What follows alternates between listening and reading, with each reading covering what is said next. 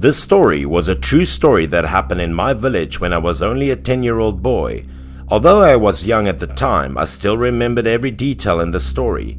If I was asked who was the most unhappy person in the village at that time, it would have to be Miss Nan. Nan's husband died early and her son was incompetent and useless. He was almost 30 years old, but all day only knew how to drink, gamble and never do business. An elderly mother was 60 years old but still had to work hard to provide for her son. Her son not only didn't take care of her, but also when it came to meals and sleep, Ben still had to let his mother remind him.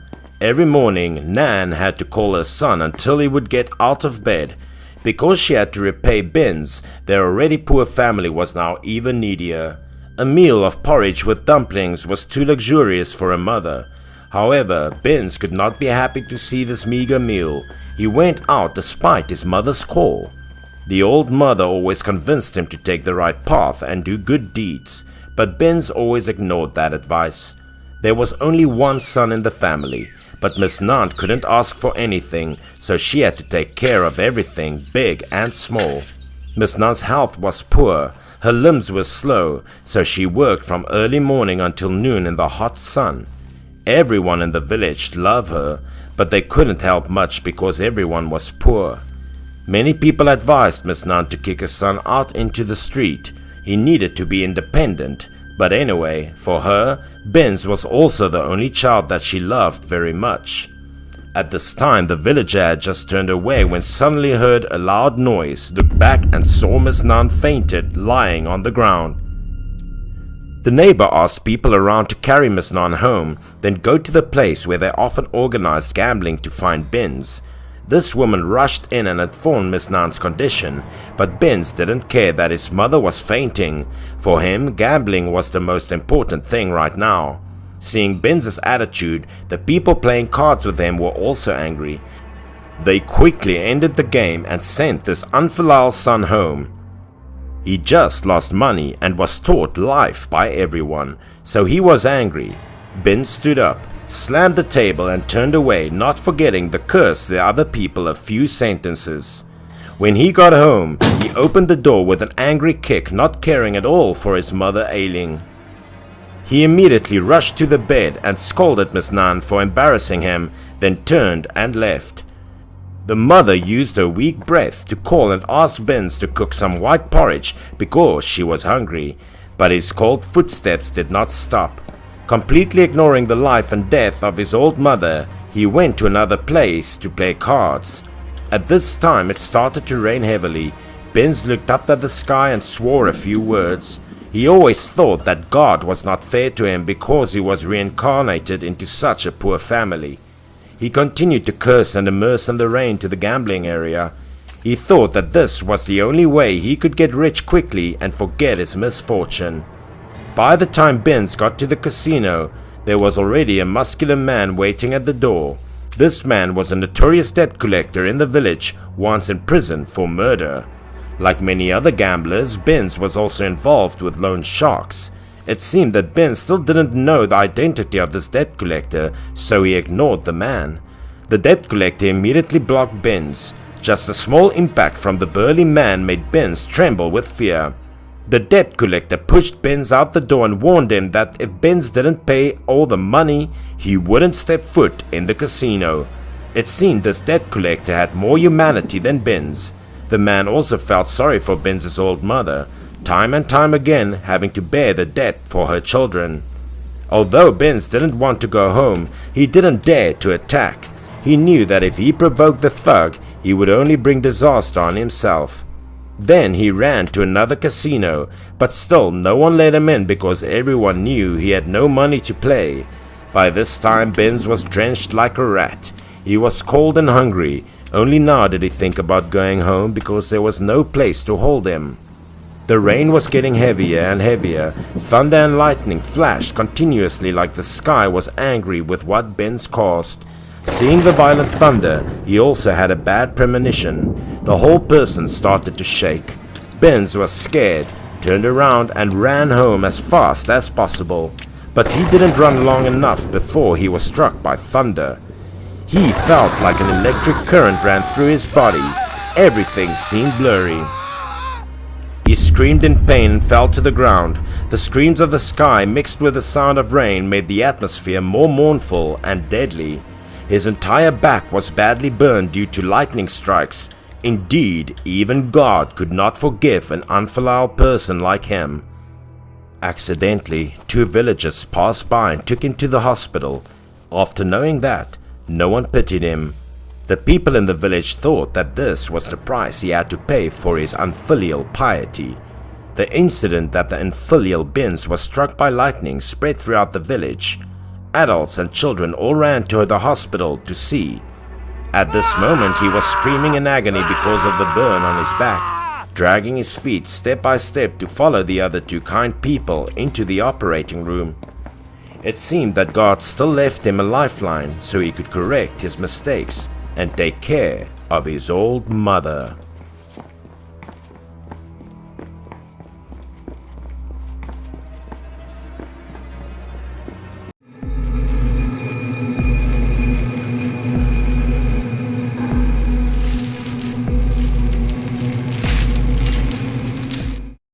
When I was younger, my parents worked in big cities and did not return home all year, so I lived in a village with my grandmother and grandfather.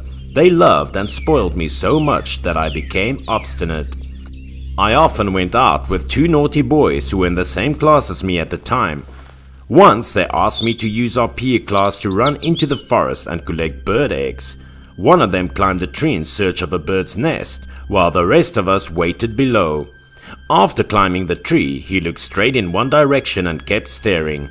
The other guy and I were waiting below, impatiently, so we urged them. "What are you doing for so long? We're getting impatient." He pointed to one direction and said, "I see someone hiding a treasure." Upon hearing this, the other boy and I ran up to another tree and climbed on it. I looked in the direction he indicated, and as expected, a woman burying a beautiful decorated box in a hole. The woman then covered the hole, knelt a few times to beg, and left. After the woman had gone, we went down from the trees to discuss what we were going to do. The boy in the green shirt proposed his idea, and the 3 of us agreed wholeheartedly. Because people in the village were unfamiliar with this type of burial, even cremation was uncommon. We had no idea what kind of box it was. That was all we could think of as we began digging up the box. The box was soon revealed. It was made of wood, carved with flowers all round and draped in a red cloth. The green shirt guy picked up the box and discovered it to be quite heavy. We were so excited that we ran all the way home with the box in our hands. My grandparents had to work all day, so the house was empty when the 3 of us entered. We were very excited to open the box and see what was inside. As soon as I opened the red cloth, I heard a shout from outside. It was our teacher's voice. The 3 of us were terrified and hastily hid the box under my bed.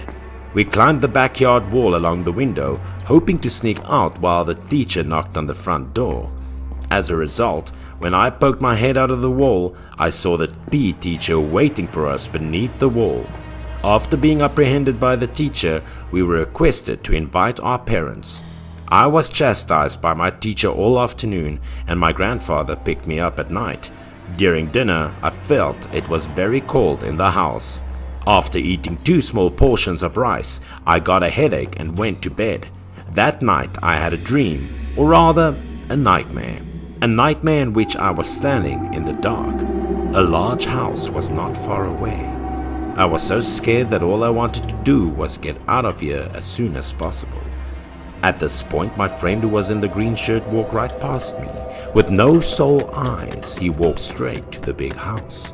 I grabbed him and told him, "It's dangerous where you're going." But it didn't seem to work.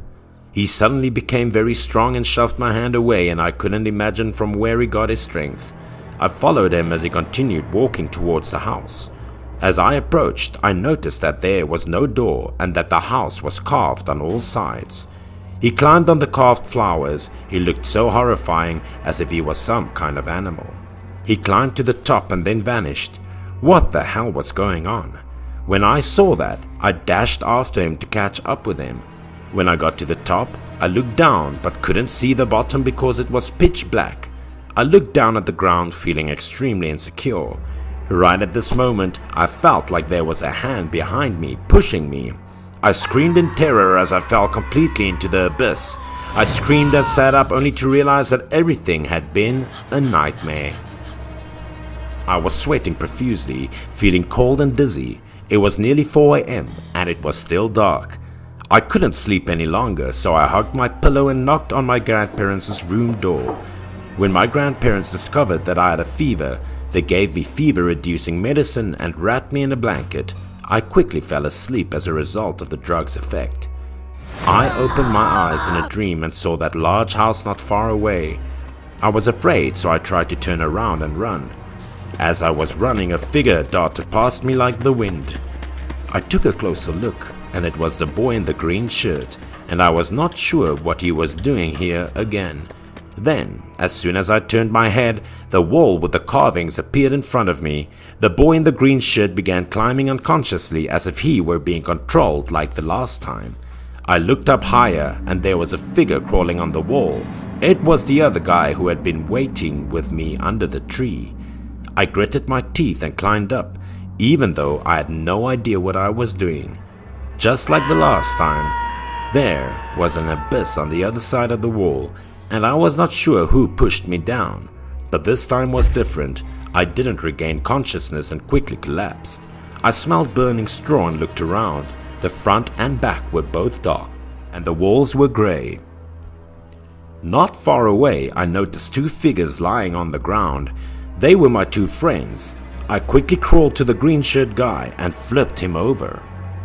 There was no facial contour on his face, only a large mass of flesh protruding in the middle with a large slit. I immediately broke out in a cold sweat, wondering what the hell this was. The large slit suddenly opened, revealing a massive eye. I was terrified. How did he become that way? I didn't dare to look at him, so I quickly turned my head, only to discover that the surrounding walls were all covered in big and small red eyes. And where I fell, now on the ceiling were round eyes, each one staring at me fiercely.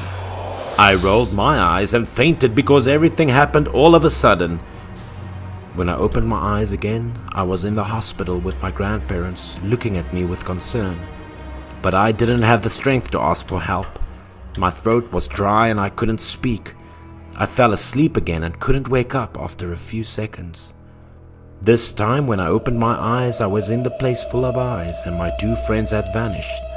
I was shivering in fear and losing my mind when I smelled the scent. I followed it and saw an open door. I crawled and rolled towards the door as if pleading for something. From behind, I heard a crackling sound and the floor became extremely hot. I didn't dare to look back. Instead, closing my eyes and running straight towards the door in a state of panic. I finally woke up when I stepped outside. I opened my eyes to find myself back at home lying in bed. The house was filled with incense smoke, and an old man dressed as a shaman was holding a bunch of incense around me while reading something. After I recovered from my illness, my grandfather informed me that the box my friend and I dug up was a forbidden item belonging to someone else. My grandfather knew something was wrong when he took me to the hospital for treatment, so he invited the village shaman to come and see. He noticed something filthy in the house right away and discovered the box under the bed. After asking my two friends for directions to the location where we dug the treasure up, the shaman and my grandmother and grandfather buried the box once more and begged forgiveness. I was finally awake and healthy after the shaman blessed my house all day long. I'd become more obedient since then, because every time I wanted to be naughty, I imagined those eyes staring at me in that very nightmare.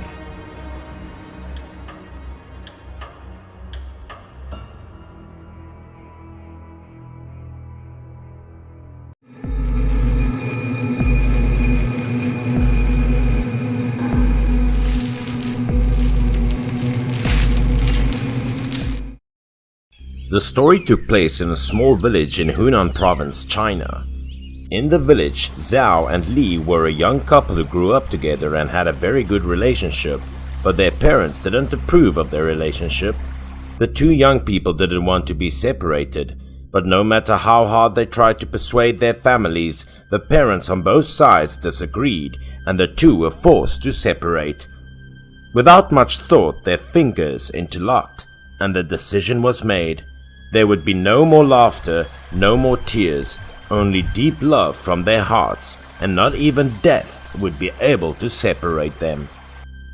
Without a second of hesitation, they did what they decided. They stepped into the deep water while holding hands, allowing the river to drown them. Just as the two were about to sink into the water, an elderly man named Lou, who was hoeing nearby, noticed that something was wrong. Lou was terrified and dashed into the river to save them. The old man tried his best, but now the two of them were submerged. He fumbled in the river for a while before rescuing Xiao. Because he was too old, it took him a lot of effort to pull Xiao ashore. Now, when he looked back, he wanted to go into the water to save Li, but there was no sign of her in the river, as she had drifted with the current. Fortunately, Xiao choked on the water in his mouth and gradually awoke. But when he awoke, he saw that he was the only one saved. Li had vanished, and he ran into the river, desperately crying and wanted to be with Li. But the old man held him tight. Xiao cried bitterly as he looked at the rising river, saying clearly that they wanted to be together by choosing death, so why did they still have to be apart?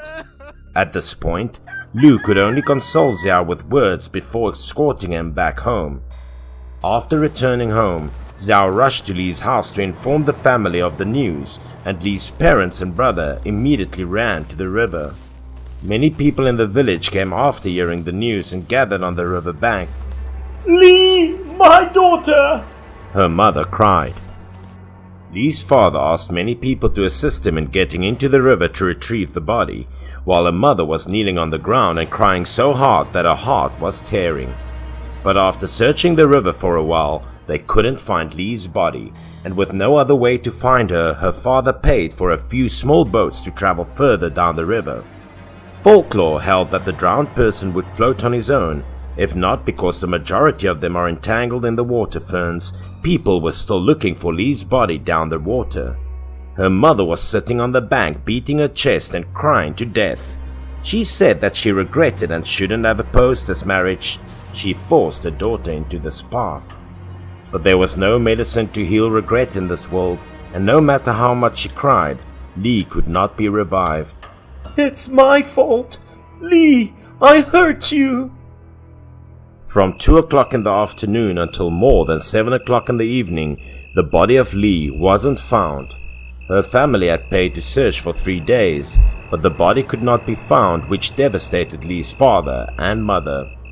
Her mother couldn't handle the shock of her daughter's death and collapsed in bed, while her father scowled.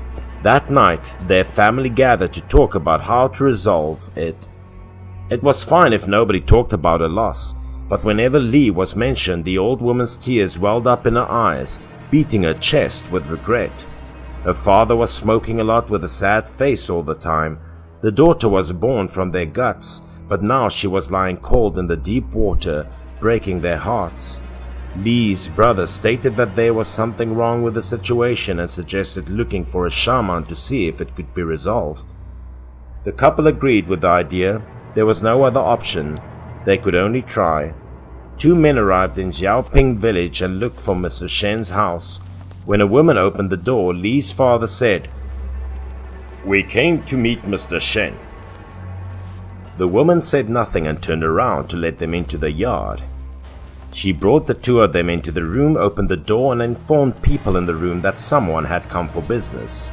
At this point, they looked at the old blind man sitting in the room with a white beard. He greeted them. Li's father placed the items he had brought on the table. Li's father sat down, eager to find a body, but because he couldn't, he told Shen what had happened. When the old man Shen heard this, he sighed and said that Li was very resentful. When Li's father heard what Mr. Shen said, it was clear that Mr. Shen would have known something. He begged Mr. Shen to show him the way, and Mr. Shen replied that Li wanted to get married. Li's father was surprised to hear about the marriage and the afterlife. Shen gave the father detailed instructions on how to organize a wedding for the dead so that her body could be found. Finally, Mr. Shen emphasized that the ideal yin marriage partner would be someone who wished to die in love with his daughter. Li's father was concerned after leaving his house. The relationship between the two families was strained in the past, but now he had to find someone who was compatible with this yin and yang marriage. Although his heart was troubled, Li's father had to grit his teeth and endure knocking on Zhao's door in order for his daughter to rest in peace as soon as possible. When Zhao's father opened the door and saw Li's father and brother, he was taken aback because two families had long since lost contact. Li's father was not pleased when he saw Zhao's face. His daughter was no longer with him, but their son was fine. First, Li's father claimed that his family was to blame and that he should not have stopped the children from falling in love. But when Zhao's father learned that he wanted his son to marry the dead girl, he became enraged. With that, Zhao's father violently shut the door, not allowing Li's father to speak another word. Despite being mentally prepared when he arrived, Li's father was still upset by Zhao's father's attitude. At this point, his son persuaded him to go back to find another solution. He sighed and turned home with his son. At this point, they heard the door to Zhao's house open. Zhao was the one who opened the door, screamed with emotion, and declared his intention to marry Li. Because Zhao's parents were powerless to stop their son, the two families arranged a yin-yang marriage, a belated wedding, yin and yang separation. That night, both sides of the family prepared all of the offering and the heartbreaking black and white Li's portrait. Zhao was also well dressed. The two had often fantasized about getting married, but no one imagined that they would have to marry under such ironic circumstances. Li's father purchased a rooster in accordance with Mr. Shen's instructions. Zhao hugged the chicken to his lap and bowed his head in front of Li's portrait. The long-awaited marriage of two young people had finally begun. According to the blind old man Shen, Zhao bit his right hand and dripped blood on the rooster's head. Mr. Shen said that the rooster would replace Zhao to go to find Li.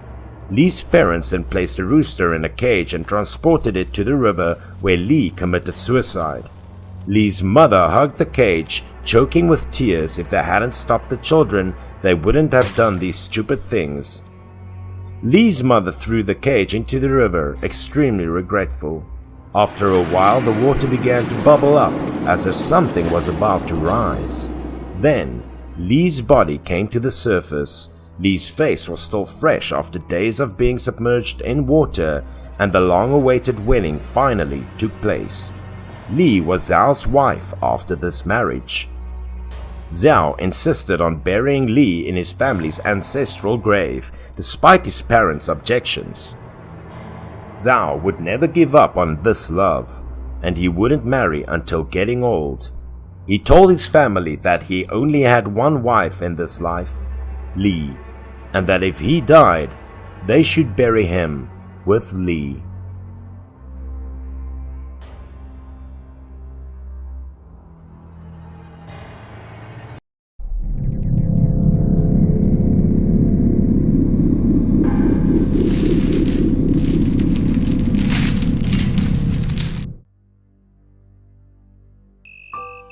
The story I'm about to tell happened to a young couple who had just moved into an old, cheap apartment in the city to start a new life. Ever since they moved into this new apartment, Umi was having the same nightmare every night. Higo was a hard-working man. He usually worked until 1-2 a.m. as he needed extra income to support his home. One night, as usual, Umi was having nightmares. She woke up in the middle of the night, screaming and panicking. Higo heard the screams and worried. He hurriedly left his work and ran to Umi. He could tell it must have been a terrible nightmare from the sweat rolling down her face. This happened a few more times until Umi decided to go to the hospital to get examined, but the doctors were unable to determine the cause of the nightmares. Higo had started to become anxious and stressed because of his wife's suffering. He needed to know what the nightmares were about. Seeing her husband distressed, Umi took a sip of water, regained her composure, and began to talk. She went on to tell him she had dreamed that she was lost in a country. In that country, she met two people. The first one was a woman who looked a little over 40 years old, and the second person was a kid, about 6 or 7 years old. They both had gloomy faces. She proceeded to tell him that she approached them regardless. It was in her nature to help, even in her dreams. The woman, crying, told Umi that she had been kicked out and chased away from their home by her husband's family. Umi's expression immediately changed. She was angry and upset. Before she could ask the reason, she heard footsteps coming from behind. Umi saw the mother and her child turn pale. The mother quickly grabbed her child and ran away. Before disappearing into the distance, the mother looked back at Umi with a desperate expression on her face. Umi was confused. She couldn't see them anymore, and just as she tried to take a step, a group of people walked past her, and in the dim light she saw their horrible faces. They were pale, with the skin filled with blisters and sores and maggots coming out of them, just like zombies. Her voice cracked and then stopped. Her husband stood there, feeling helpless and impotent. Umi had always been a delicate and sensitive person. Deep down inside, she knew this was not an ordinary nightmare. But because she had her husband to reassure her, she dismissed them and managed to find comfort. The next morning, Higo resigned from his job. He went out and bought some cakes, and then went to see a friend of his who was a psychiatrist. When he arrived, Higo told the whole story to his friend. His friend listened in silence. After he finished talking, his friend seemed surprised. He knew there was more to the story. Despite him being a doctor, he had a hunch that what was happening had a supernatural underlying, perhaps an omen from the underworld. These were just speculations from the doctor, but Higo was desperate to believe anything, and so he asked his friend for a solution. The psychiatrist pushed his glasses back in place and suggested they should both go to the place she saw in her dream. And so they did. Higo and his wife booked the first train to the countryside, to the place she had seen in her dreams. After traveling for 2 hours, they arrived in the countryside. They were lucky enough to meet a couple of friendly farmers who pointed them in the direction of the house from Umi's dreams. Once they arrived, they noticed how old the house was. Most of the paint on the door had peeled off. It looked like it had been abandoned for a year or two. The door was locked, and the house seemed empty. Umi and Higo went back, disappointed for not having found anything helpful, but still determined to solve the mystery. Higo kept on reassuring his wife that everything would be okay and that they would eventually figure it out. They were both walking home along the pier when suddenly Umi's eyes lit up. She had an idea. Umi suggested they should go talk to the neighbors to see what they could find out. Fortunately, the people in this place were welcoming and friendly, so they took them into their home. Umi and Higo were offered some tea. They both sat down, a little more relaxed and glad to be around smiley faces. It did not take long until the neighbor told them to ask her what they had come there to ask. And so, Umi did not hesitate to ask about the mysterious house. As soon as the house was brought up, the neighbors' smiling faces suddenly changed. Noticing the change of expression, Umi and Higo guessed that it couldn't have been anything good. The kind neighbor hesitated at first, but after a moment of silence, she agreed to tell the whole story. She told them about the son from that family.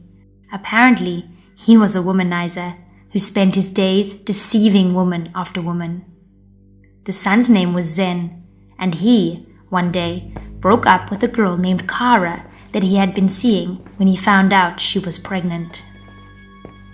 Desperate and heartbroken, Kara went to Zen's house, hoping that his parents would sympathize with her and talk some sense into their son.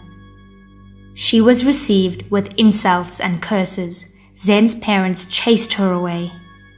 Defeated and sad, she held her words back as tears poured down her eyes. But Zen's parents were unfazed. They pushed her and told her to leave. Thinking that there was just a misunderstanding, Kara tried to explain that the child in her womb was Zen's and asked them for support. But the more she talked, the angrier and more aggressive they became. They threatened her to leave, or else.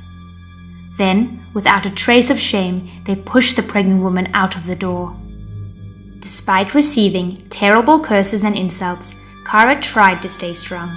She had to be now. That night, Kara stood outside their house, banging and begging to Zen's parents for help. And yet, they did not care. To this day, the villagers remember vividly the cries of that woman. By midnight, the crying had stopped. Kara was exhausted. She left, walking disorientated. Kara walked for a while when it started to rain. The rain started to pour down hard. She had nowhere to stay, and mad from the disappointment, she just kept on walking. She cried and cursed at the man that brought her such misfortune, but not without taking on the blame herself as well. How could she have been so naive to trust someone that much? Some say they saw her walk into the forest. For what reason? One can only guess. The next morning, the people from the village had gathered at the bottom of the cliff, Zen's parents included. That morning, someone had brought the news of a pregnant woman that was found dead by the cliff. To no one's surprise, it was Kara. She lay there, dead, but with her eyes wide open and with an angry expression. The villagers didn't take long to come up with rumors about her death, and so Zen's family buried her body deep into the forest and then fled from the countryside. Higo and Umi listened perplexed.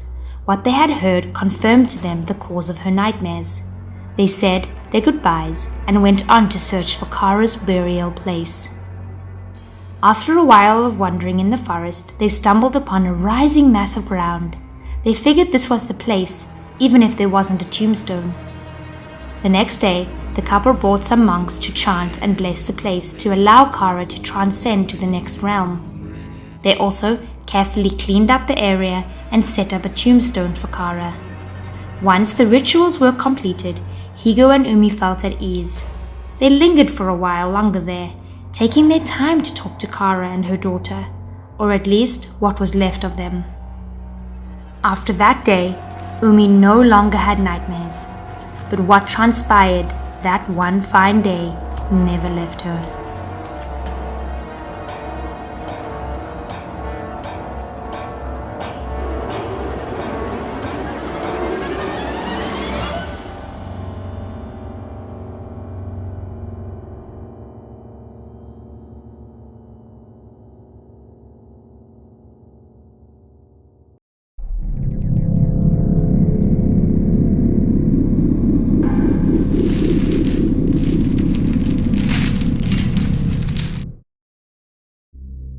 This story is about a rather scary case that Captain Chow had taken on.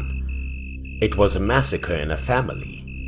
Only the lucky 7-year-old child still lived and was sent to a mental institution. The case that year had many strange points, so Captain Chow decided to turn the case over. Chow reached out to an industry friend who had participated in the investigation that year. However, he advised Captain Chow not to investigate the case again.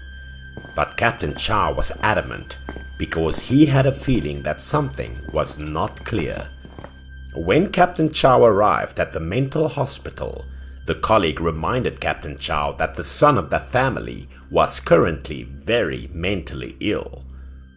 And when coming to see that son, Captain Chow might not be able to investigate anything. The special thing was that the son always said that his father massacred the whole family because he was possessed by a ghost. At that time, the colleague was just starting out to work, but also witnessed the case that day. The whole family was brutally murdered. Captain Chow said that after reading the case report, he felt the son's testimony was very grounded. The colleague felt that Captain Chow must have a problem because he believed in this fictional story. Looking into the room, the son was now much older. He had a thin figure and was standing thoughtfully looking out the window. The teammate and Captain Chow entered the room. The son seemed very shy and panicked about everything. The policeman said hello to him, but he was very cautious. His eyes were sneaky and scared. The face was haggard as if running away from something. He signaled to everyone to keep their voices down because the thing could hear and kill them all. Then the son went under the bed to hide. Perhaps seeing his father kill the whole family made him obsessed. The colleague told Captain Chow that this crazy young man always hid from everyone around, and no one could come in close contact. Captain Chow still managed to sit down and reassure his son. Captain Chow used a soft voice and believable actions to build trust with the son. Under the bed, the son lit a lot of candles. "I believe you. Tell me about that day," Captain Chow said. After hearing that someone believed what he said, the son suddenly changed his face and hesitated whether to come out or not. His colleague and Captain Chow together pulled him out. Now he was calmer. Then the son sat crouched on the bed and was able to speak clearly. Captain Chow felt that it was just because he was too scared. The son was psychologically affected because he was young at that time. This time the son opened his heart more and began to remember the past. The colleague also built trust with the son, saying that the captain was very good, could solve all cases, so he told Captain Chow everything. Hearing this, the son suddenly asked for help from Captain Chow. He kept saying that his father was wronged. Captain Chow reassured him and asked him to tell every detail. There would be a way to clear the case. Then the son crouched on the bed and began to tell his story. He was about 7 years old that year. His family lived in a poor village but lived together very happily. That day his father came home early from work, so he bought gifts for the whole family. Dad loved his family very much and never raised his voice at him. That night the whole family of 5 sat together. His father pulled out supplies and food he bought while on a business trip, including candies and candles of all kinds. All were delicious. Candles were also very special, unlike ordinary candles. They also had a very pleasant fragrance. His grandmother loved the scent of his candle, so she showed it to grandfather. His grandfather said that he had heard about scented candles. Only rich people had because the scent was very pleasant. Immediately his grandmother lit the candle. The whole family gathered together very happily. The scent from the candle made the whole house fragrant. After a while, the candle was about to burn out. Suddenly the father's face began to deteriorate, sweating profusely and looking very tired. At this time the father asked the family's permission to go inside and rest first. "Oh, he must have just come back from a long trip, so he's tired. Just let him go," the grandfather told the family. While talking happily, the faces of the mother and son became frightened. The father was now acting crazy, holding a big knife, and was attacking the grandfather. Without mercy, the father cut his grandfather's head in half with a knife in front of the whole family. The wife and son were extremely scared to the point of being motionless, not knowing what was wrong with their husband. Everyone was shocked by what had just happened. Then the father seemed to be controlled by something. His eyes were white and he turned to look at the rest of the family with cold eyes. The grandmother could not run away in time because of her advanced age. She could only plead with her mouth. But she was also brutally murdered by him. After seeing that, the wife hugged her son and ran to the door to call for help. But the father saw them. His next target was his wife and son. He held a bloody knife in his hand and began to chase the mother and son out of the door. At the moment, the son looked back and discovered a terrible thing that haunted him to this day. It was behind the father. Another shadowy figure was following. The shadow looked at the mother and son and gave a creepy smile. As soon as she ran to the door, the wife immediately met a neighbor's family who was visiting, thinking that she would be saved. They were surprised to see that the wife, who was holding a child and covered in blood, also hurriedly asked, but the wife was too scared to run away. The wife couldn't stop and explain anything. She just told everyone to run away because her husband was crazy. Before understanding what was happening, the husband ran with a knife and slaughtered the poor neighbor's family. The wife was able to run away to the gate at this time, but because the woman was weak and still carrying a small child, she could not run fast. In the end, the husband caught the wife. He swung his knife and slashed at his wife's back, causing her pain. In an emergency, she was able to throw the child out, and she stayed behind to stop her husband. Before closing the gate herself, she could only scream for her child to run away. The carefree child could only watch his mother being murdered by his father. The last scene has haunted the son to this day. At that time, fortunately, the neighbors heard the noise, pulled over and arrested the husband, so the boy was able to escape death. Even now, sitting down to tell these stories, the son's body was still shaking with fear. The son thought that his father was possessed by a demon. This thing was the reason why his father killed the whole family. After hearing that, Captain Chow comforted him and left. The colleagues still couldn't believe that Captain Chow continued to want to turn this case over just because of the testimony of an abnormal person. The colleague told Captain Chow to relax and rest, why he had to find a job that made him so busy. But Captain Chow directly rejected him and firmly went to investigate this case. After seeing that Captain Chow was so determined, the colleague did not stop him anymore. He actively told the captain the specific address of the house where the murder took place, and still didn't forget to tell the captain to be careful. Captain Chow quickly came to the house that night. The house had been abandoned since the incident. Over the years, the house became dilapidated. Captain Chow opened the gate and shone his flashlight inside. The yard was overgrown with weeds, and Captain Chow slowly entered the house. Very quickly he reached the inside of the house. The surrounding walls were rotting and seemed to fall at any moment. He flashed his flashlight around the house for clues. His flashlight suddenly went out, but obviously this was a new flashlight. How could the battery run out so quickly?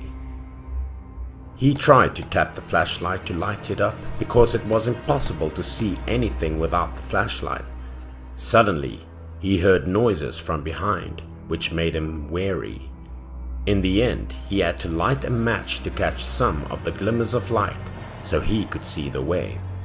He entered each room to look for clues, to the room where the massacre began. He suddenly saw something mentioned in the story that the son had told. It was a candle that was bought by the father when he was on a business trip. Perhaps it was a good candle, so it had been intact for many years.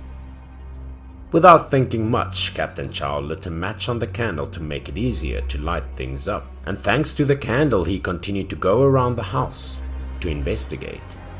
As he was about to step out, Captain Chow felt someone standing behind him.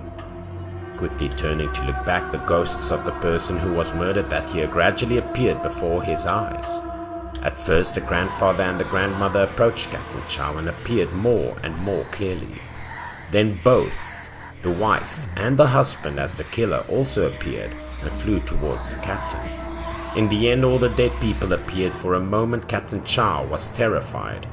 They approached Captain Chow as if to attack him. Their faces were full of hatred and very scary. Immediately, one after another, the ghosts reached out and rushed towards Chow. Attacked so violently, Captain Chow dropped the candle and it went out. Captain Chow was strangled to the point that he thought he could no longer breathe, when suddenly an accident saved his life. Captain Chow had stepped on a nail. It had pinned his foot through his shoe. It hurt him, but it did wake him up. When he opened his eyes, the evil spirits he saw earlier had all disappeared. This made him begin to doubt the candle. He then quickly left the house to return to headquarters. At the headquarters, Captain Chow brought the candle back for forensic examination, and the result was that the fragrance for this lamp was a herb that could easily cause people to hallucinate. So what he saw at the house yesterday was a hallucination. Forensics also said that if the body was tired or stressed, it was easy to be affected by this candle. Hearing this, Captain Chow understood the problem, so he said goodbye to the medical examiner and left. He went straight to the mental hospital to report the results to the other mentally ill son. After hearing the truth, the son was surprised and couldn't believe his ears. Captain Chow also said that the murder had nothing to do with his father, and that the ghost he saw was also a hallucination, all by this candle. And Captain Chow also advised the son to forget the old story and start over. Everything was clear.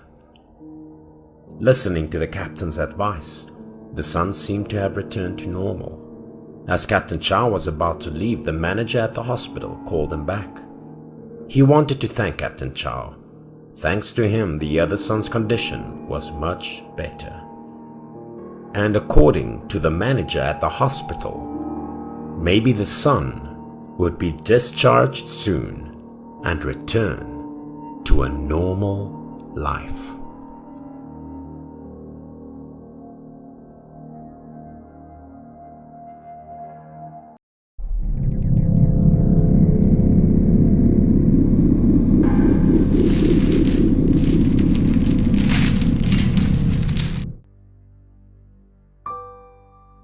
Hello. I'm a mother as well as a housewife, like many other women. I have a son. His name is Yang. Fortunately, he is back to normal after a scary incident. That day, like any other day, Yang went to school and I stayed at home to cook. Even though many years had passed, everything reminds me of it. It was a very painful and sad memory.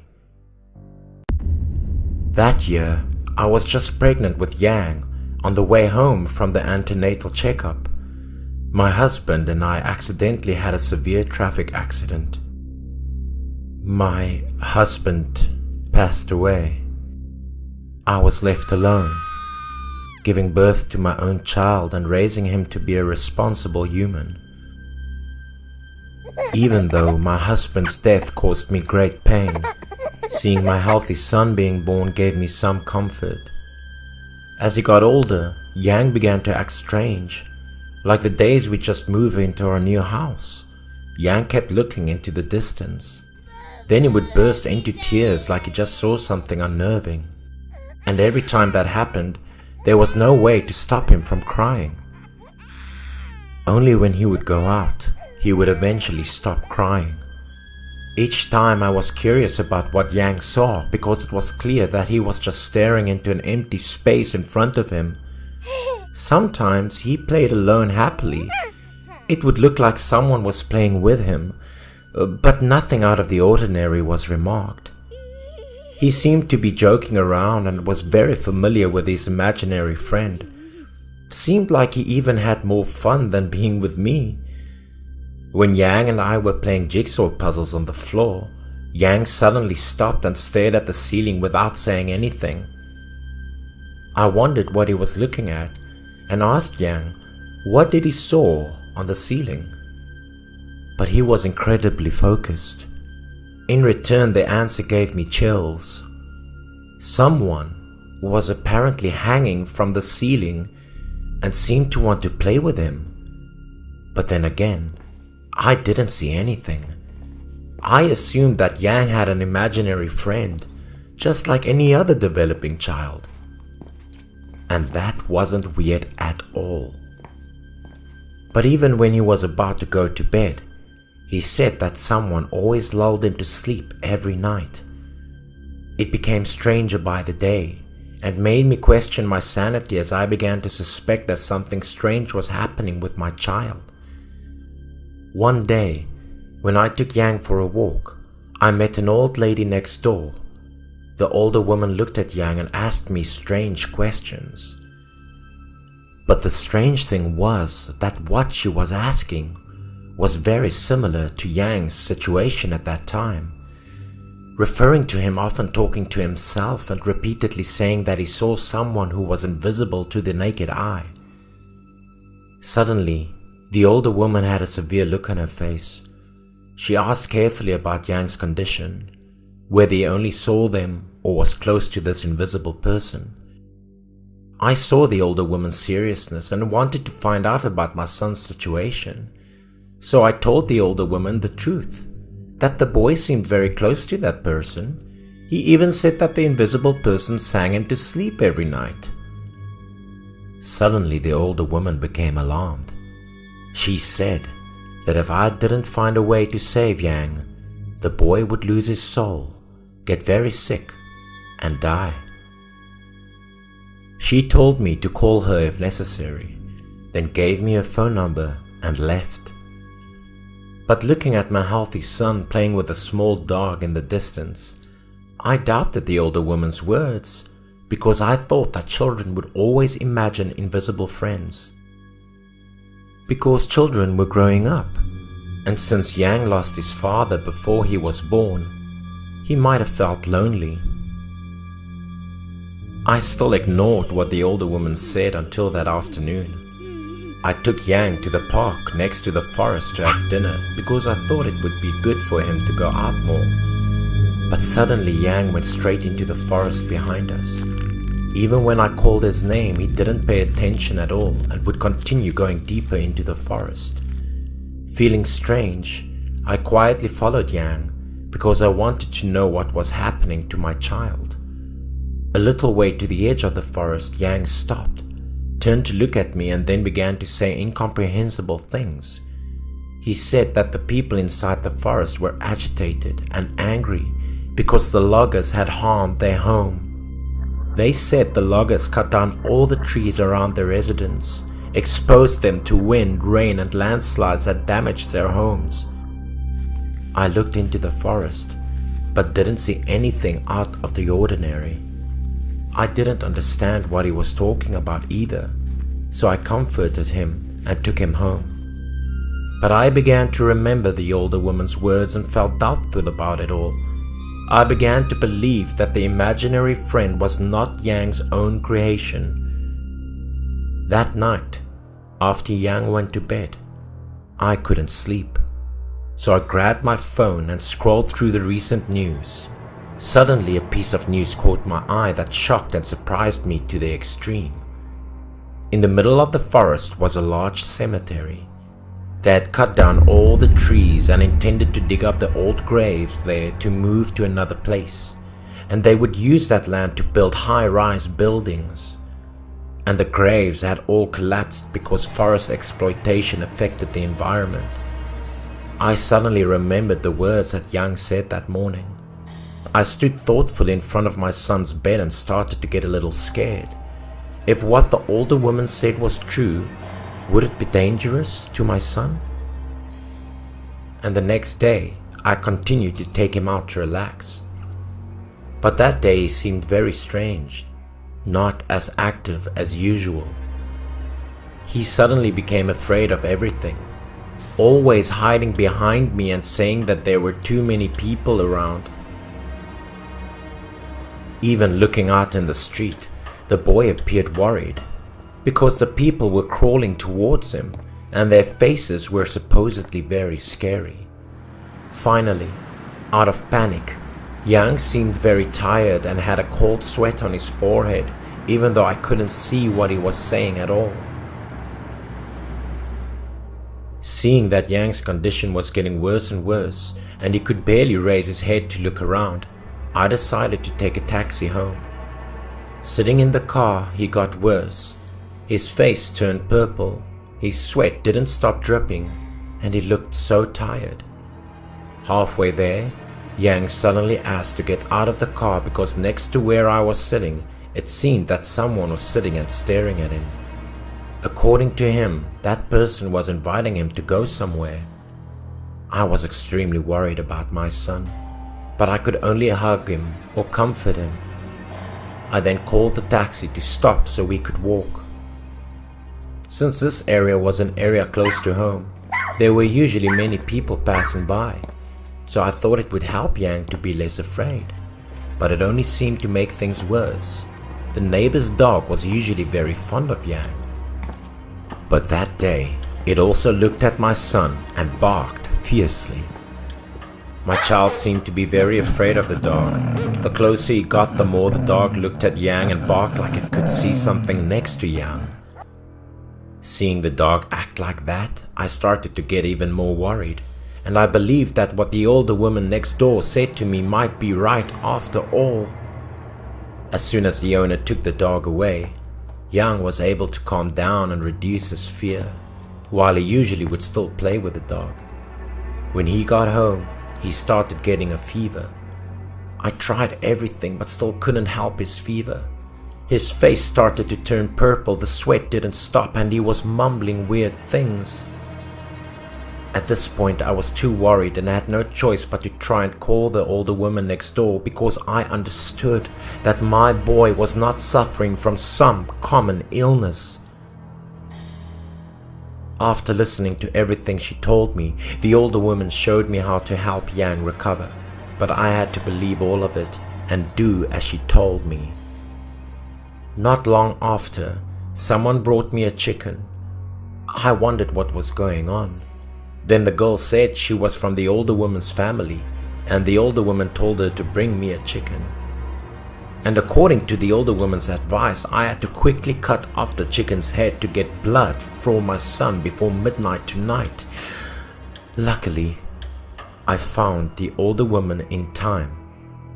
This was the first time I had to take a knife to cut off a chicken's head, so I was nervous and didn't dare to do it. My hands were shaking so much that I couldn't hold the knife steady.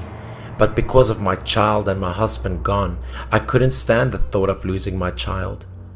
So I mustered up courage. I closed my eyes and cut down hard on the chicken's neck. Its head was cut off and blood splattered everywhere. Blood splashed all over my face and eyes, but finally it was done. Then, as the older woman instructed me, I had to take a piece of a white towel, soak the chicken's blood with it, and cover Yang's eyes with it. Then I wrapped the white cloth around the boy's head. The boy suddenly felt much better. I was also happier, and as long as I left the cloth over his eyes after midnight, everything would be fine. So I encouraged him to keep going. After midnight, I removed the towel, and he seemed to be getting better. After some time, the boy returned to normal, and it seemed he could no longer see strange things or invisible people. But maybe because I got some chicken blood in my eyes that day, I also started seeing weird things. For example, when walking alone at night, I would always feel like someone was watching me from behind. And I also clearly saw some invisible people that Yang had seen before. I chose to ignore all of it, as if I didn't see anything, so my life would continue peacefully, next to my son and his.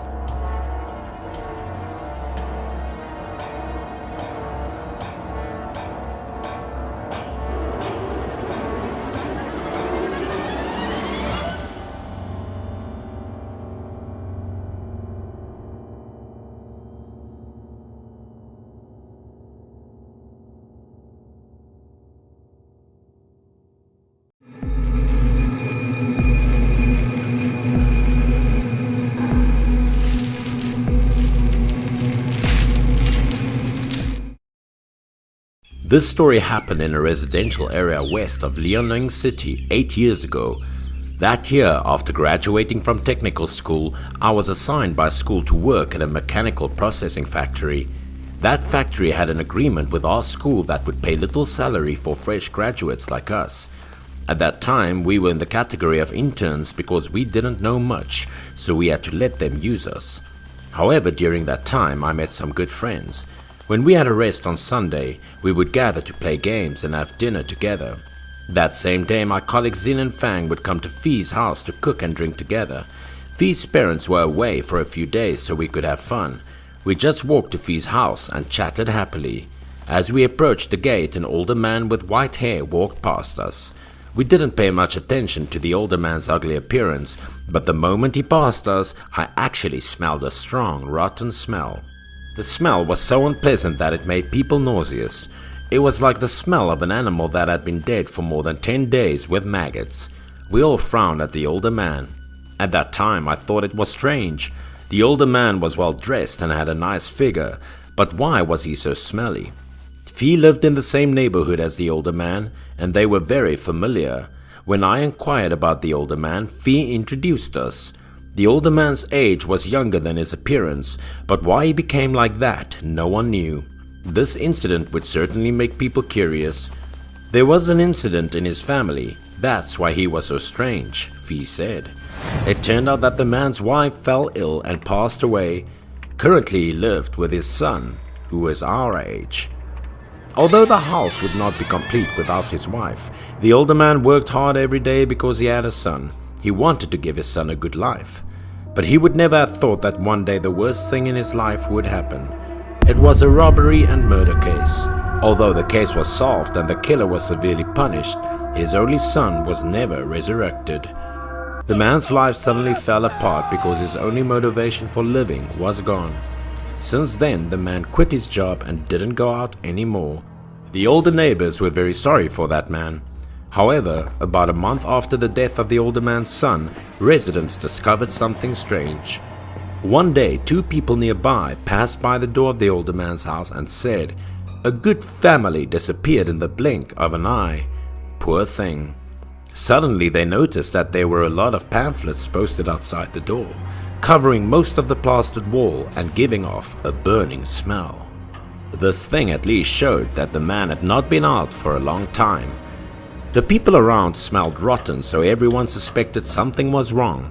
At first, everyone said nothing, but over time the smell became more and more severe, making it impossible for people to sit still.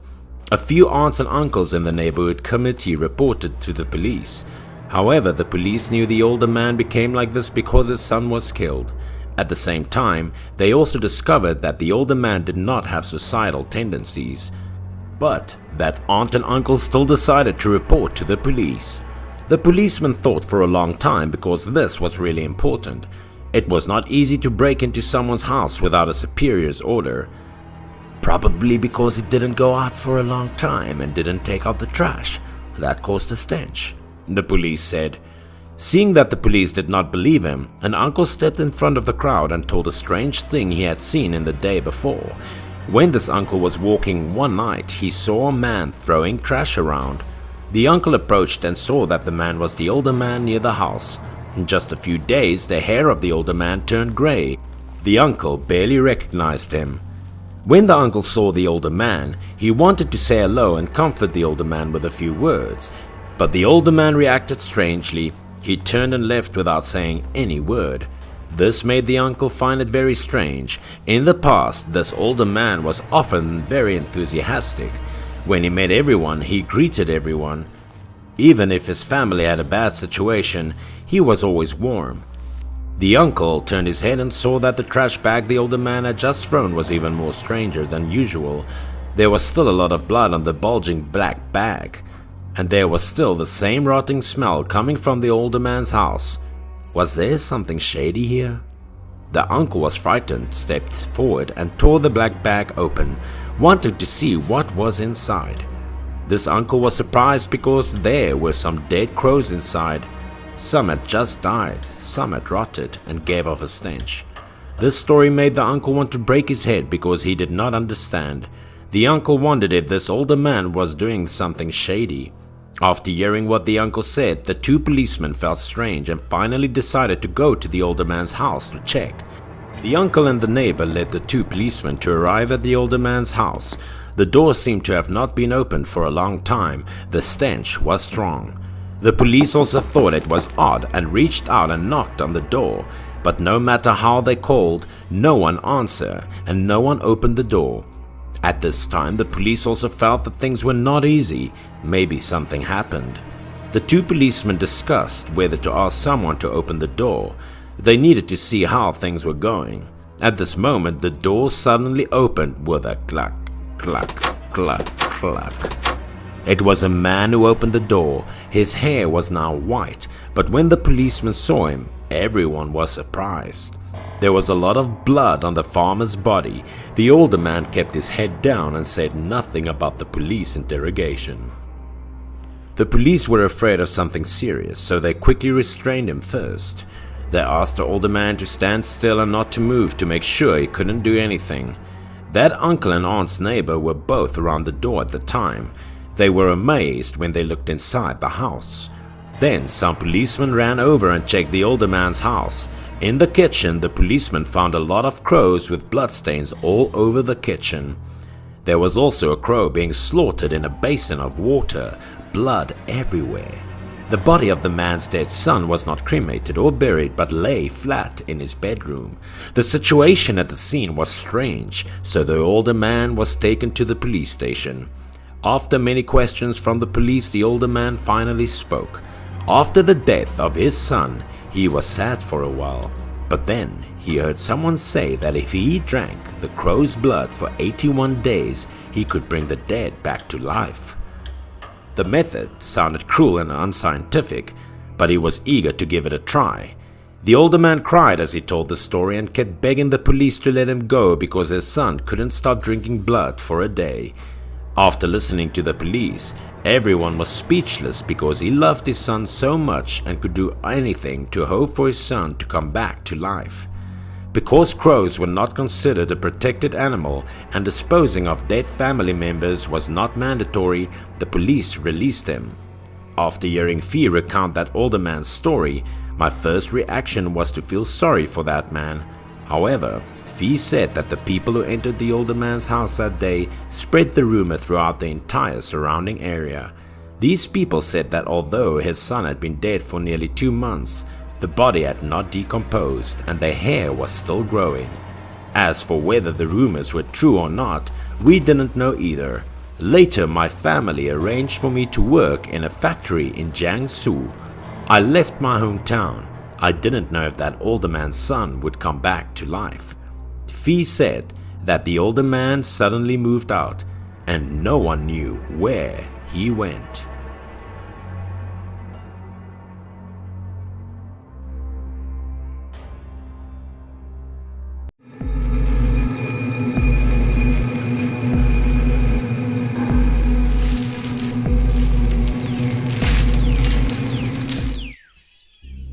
The story happened with a small family living in a rural area consisting of Mr. Hasu and Miss Ruri and their 7-year-old daughter named Na. The whole family always wanted to have a son to show off their faces to people in the village. Fortunately, this year as Ruri already had an ultrasound of his son, she happily showed it off to her neighbors. Ruri satisfyingly touched her belly and told her neighbor that day by day she was even more excited and looking forward to the baby.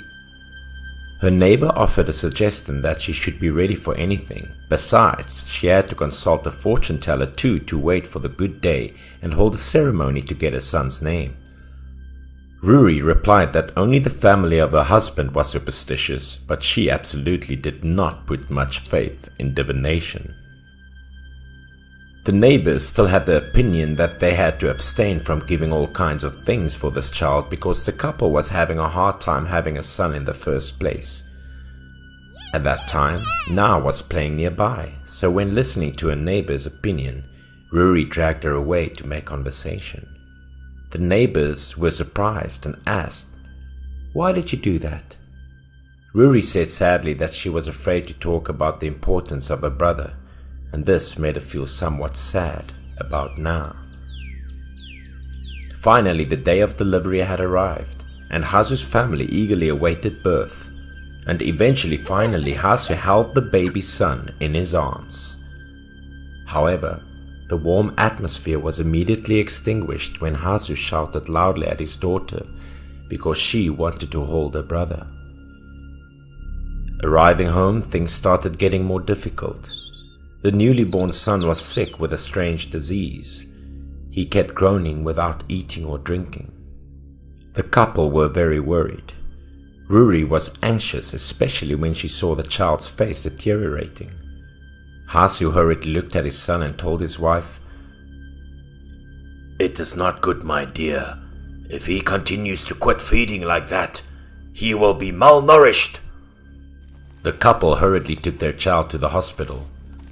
Even though the doctor advised them that the family could be reassured and that the child had a common cold, Hazu argued that things were much more serious in his opinion. Since his son was sick, Hazu stayed awake for a few days, and the son cost a fortune to him. He wouldn't let anything happen to his son.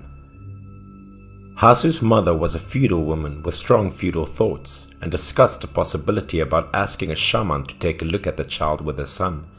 She wasn't sure what was happening, and she might have some thoughts that this problem could be possibly related to demons.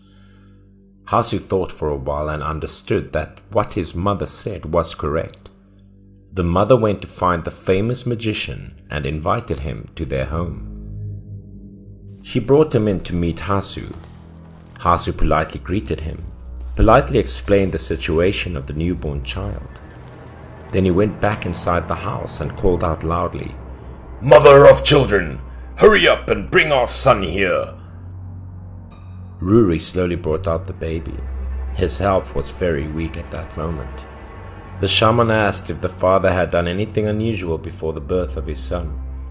Hazu assured that he was a very gentle person and had never done any bad things.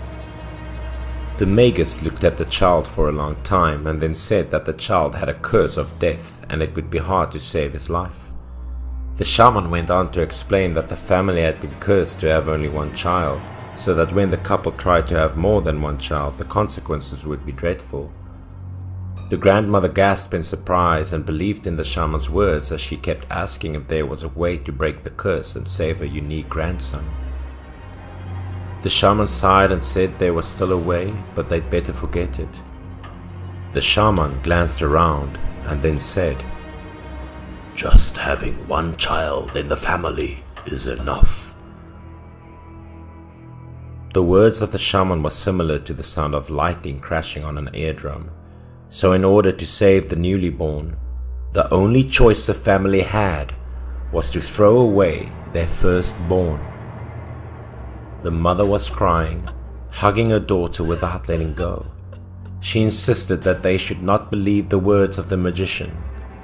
Hazu saw that his wife was rigid, so he got angry and shouted loudly, "Will you stop crying? It's come to this. We can't lose that son. He's the future of our family." Hazu tried to explain to his wife that they could not raise both children at the same time, and a son was the most important thing at present, and it was not easy for him either, as he was very anxious to choose.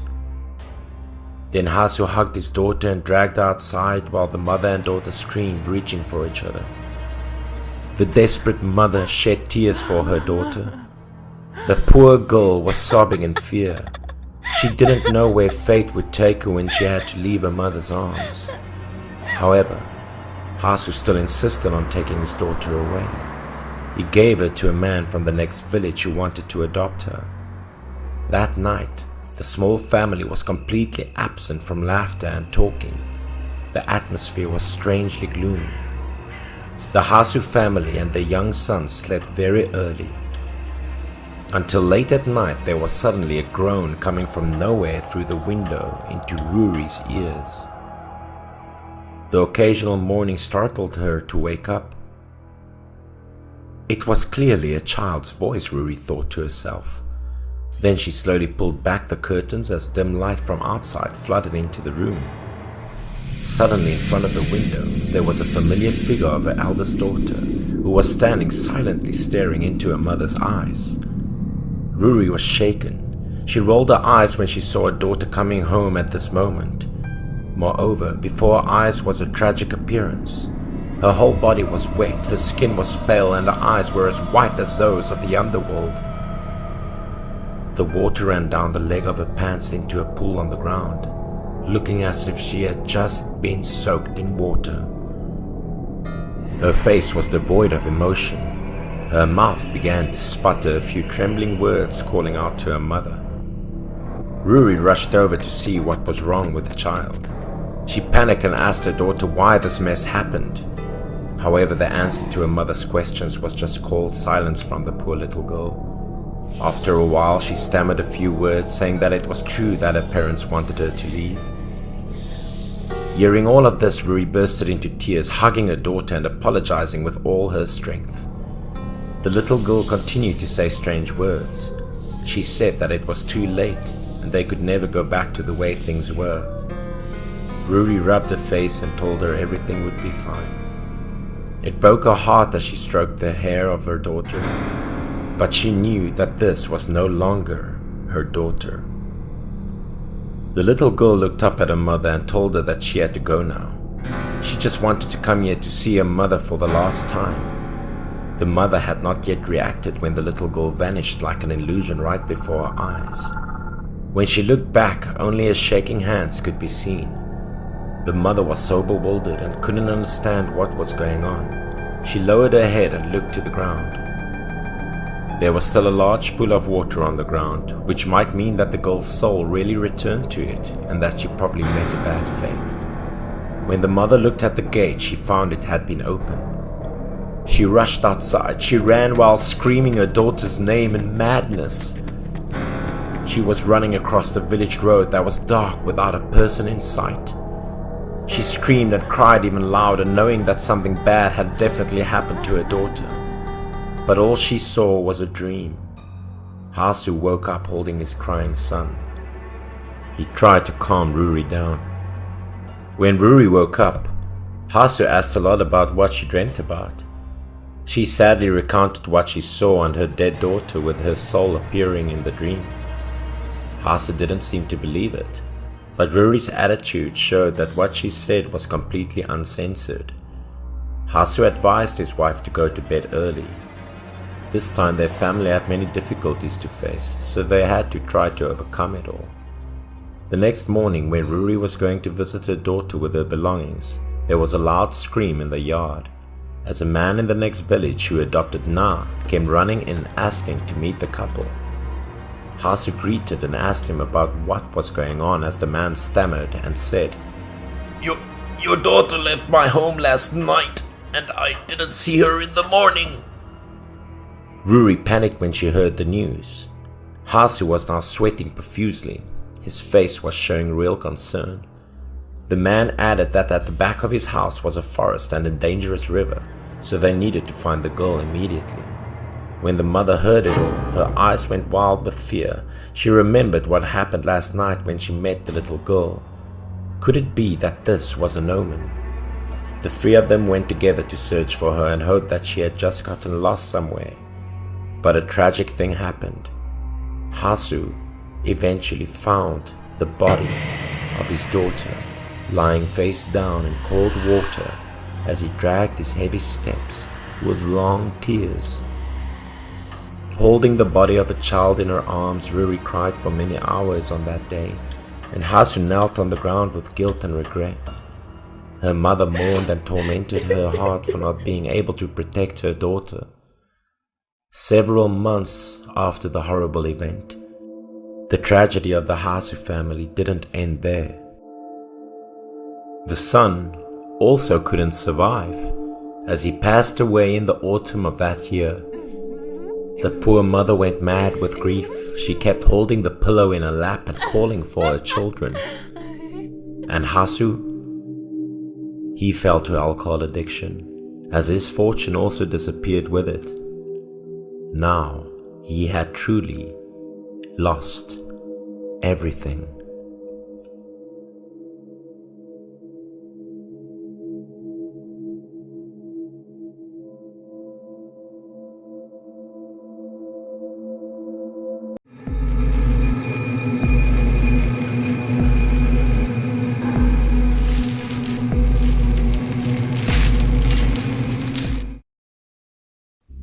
Our village was in the remote mountainous region of the far northwest.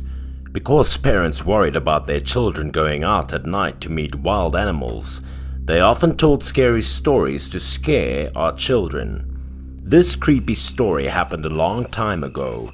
At that time, the tunnel was not open. Most of the villagers were hunters and very few farmers. Because our village was isolated from the outside world, we had limited electricity at that time. The power source was only provided to the village committee. The poor families still had to use candles to light the night. In the evening, the whole village was pitch black. The space was empty and there was no one in sight. The children also soon returned home before the sun was out. In our village, there was a man named Tien. He was strong and good at hunting. It took him a long time to save money to buy a flashlight. That night, Tien woke up to go to the toilet. As soon as he stepped out of the room, he heard people talking outside the courtyard wall. He stood in the corner and listened carefully, but he only heard strange noises and didn't understand anything. Tien guessed that they were thieves, and they were using a secret signal. So he tiptoed open the courtyard door and looked outside to see if anything was amiss. Tien saw 5 black shadows in front of his neighbor Tam's door. This made him feel very strange. Because it was too dark, Tien could not see anything clearly, only feeling 5 shadows like 5 children playing. Tien thought that these children might be the children of the neighbors, and they sneaked out of the house in the middle of the night to make trouble. At this moment, Tien suddenly remembered that he had just bought a flashlight and he quickly took it out to try. Tien went back to the house and took out the flashlight. Tien turned on the flashlight and shone it on Tam's door to see clearly. In an instant, Tien fell to the ground in fear. He was speechless. Tien saw 5 little monsters in front of Tam's house. They were holding an iron chain and spinning in a circle. That causes them to make noises when they walk. Tien's flashlight fell to the ground in an instant because he was too scared. The little monsters over there heard the noise, so they looked at each other. One of the little monsters seemed to be moving forward. The closer he looked, the scarier the hideous face of that little monster became. Tien looked at it and touched the iron chain in the monster's hand. Tien was so scared that he didn't dare to look at it again. His legs were shaking and he couldn't even get up. He saw the little monster getting closer and closer. He did not care about other things. He immediately knelt on the ground and bowed to the little monster. Tien begged the monsters to let go of his mercy. "If I do something shocking to you, please forgive me and spare my life," Tien said. But the monster stood still, motionless. Tien could only slam his head harder, bowing to them repeatedly.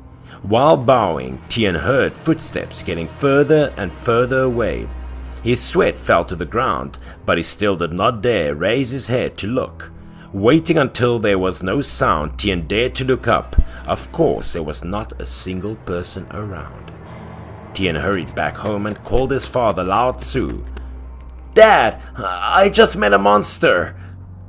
When Tien told his father about this matter, Lao Tzu, who was still sleeping, immediately became frightened. Lao Tzu quickly got out of bed and said to Tien, "Go to the yard to light incense and put 5 glasses of wine." Lao Tzu took Tien to the door, burned incense and poured wine. His father asked Tien to knock his head on the wine glass 5 times. Lao Tzu reminded him. Lao Tzu reminded Tien when anything happened he was not allowed to raise his head. After finishing his sentence, Lao Tzu ran back home quickly. Tien followed his father's instructions and bowed down to the cup. The voice getting closer and closer made Tien extremely scared. He felt like he was going to die. but he always kept his father's words in mind and didn't look up after he knocked his head 5 times.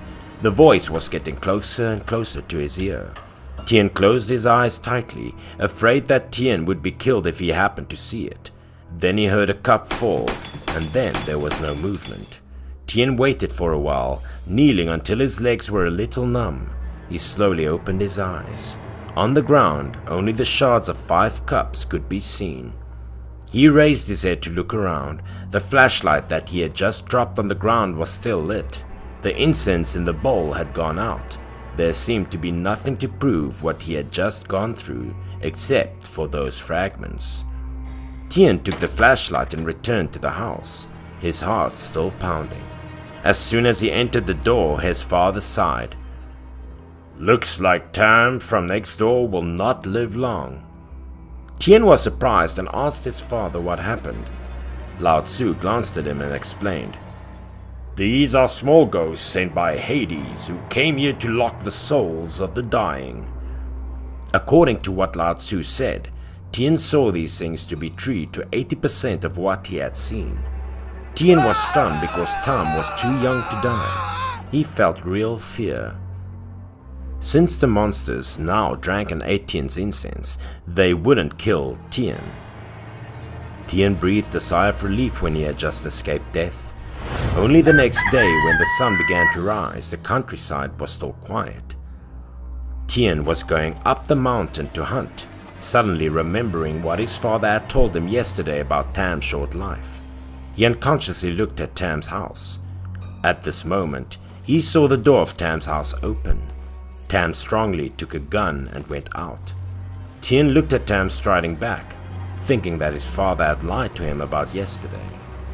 Tien felt more comfortable seeing that Tam was very healthy. Then Tien continued to hunt without thinking about anything anymore. In the evening, Tien held 2 rabbits that he had hunted that day. From afar, he saw that there were many people gathered in front of Tam's house. He ran closer and saw that people were crowded around. Tien couldn't keep his composure and tried to squeeze into the crowd. He saw a white cloth hanging in Tam's yard, and Tam's body was covered with another white sheet in the middle of the yard. Tien was in a daze. Cold sweat poured out like a bath. At this moment, he felt someone pat him on the shoulder from behind. He was still shocked. Looking back, it was his father, Lao Tzu, with a stern face looking at Tien. Lao Tzu took his son home, and the whole way he didn't say anything but just sighed. Lao Tzu looked sadly at his son sitting on the bed and comforted him. Lao Tzu said that fortunately yesterday, the monster drank Tien's wine. Otherwise, Tien would also have a disaster. Since then, Tien did not dare to go out at night anymore.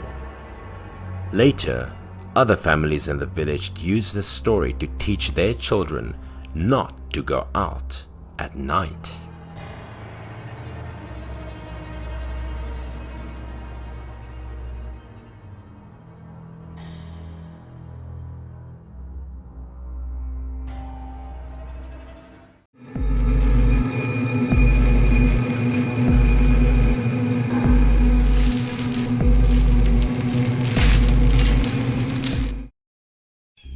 The story happened at the hospital where my mother worked. I was very young that year. After school, I would often go to the hospital to wait for my mother to get off work and then go do all my homework. But that day, my mother left work later than usual, until 7 o'clock in the evening, but still no sign of her. I also finished my homework a long time ago. Seeing that I was bored, my mother's colleagues gave me a tablet to watch cartoons. After a long time, I also saw my mother walking in with a colleague from outside, and everyone seemed to be giving someone first aid. My mother and her colleagues pushed the hospital bed very quickly with very serious expressions. But at that time, I was very young.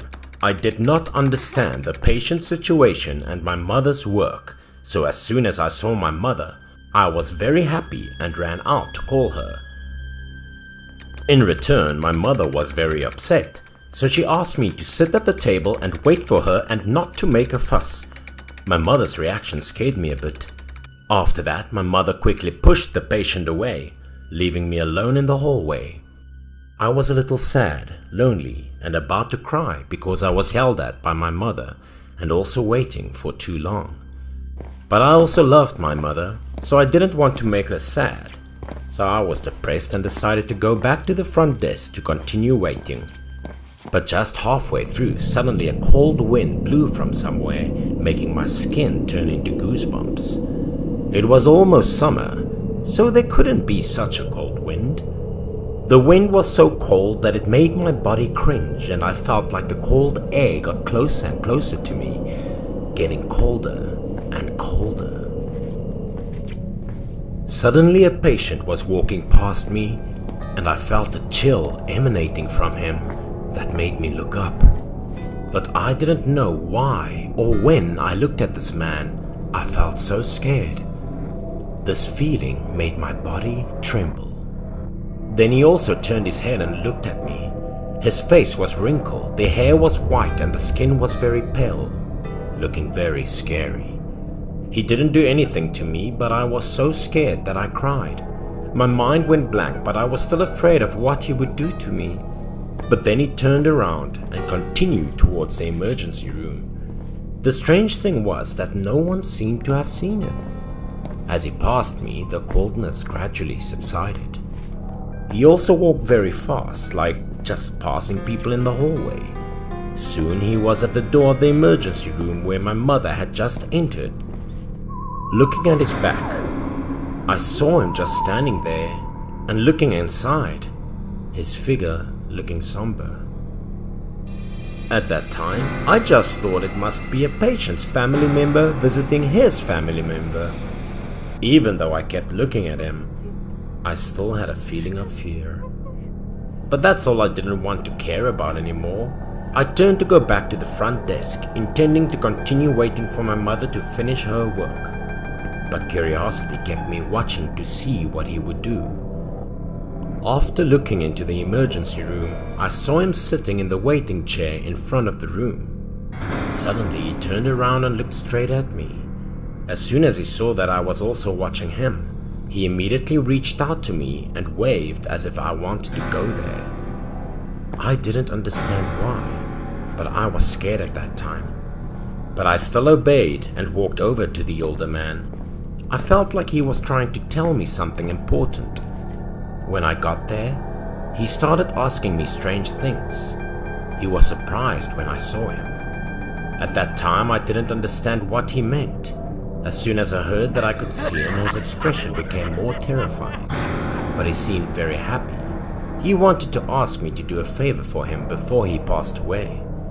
At that time, I was a little surprised when an older man asked me to help with something, and he also said some very strange things. Without waiting for my consent, he asked me to meet his son and said that there was a passbook under the drawer in his room. He couldn't speak now. He could only count on me. Hearing this, I still wondered why he didn't say it by himself, and where was he going to go after all? Before I could reframe what he had just asked, the door to the emergency room opened. Mother and her colleagues also came out from the inside, accompanied by disappointed expressions. Seeing me, my mother was also very surprised. Quickly asked me what I was doing here, why not wait for her at the front desk? Walking around was easy to get lost.